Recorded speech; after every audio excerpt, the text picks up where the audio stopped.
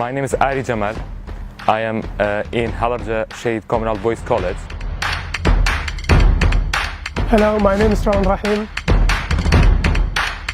Hi, my name is Jar and I'm studying 12th grade in this Paradise Like School this year. Merhaba, benim adım Murşid. Ben 17 yaşındayım. Halepçe'de Halepçe Erkek Koleji'nde okuyorum. Hi, my name is Bassam. I'm 18 years old.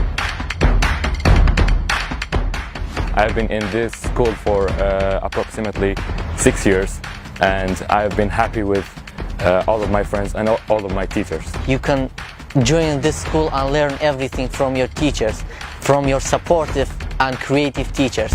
I've been meeting many special and unique teachers and friends in this school, which were always helping me to get a better life.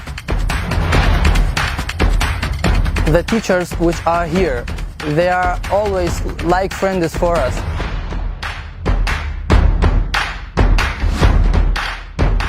Öğrencilere tek tavsiyem odur ki bu okula girmeyin fırsatını kaybetmeyin. Çünkü bu okul diğer okullardan çok değişiktir.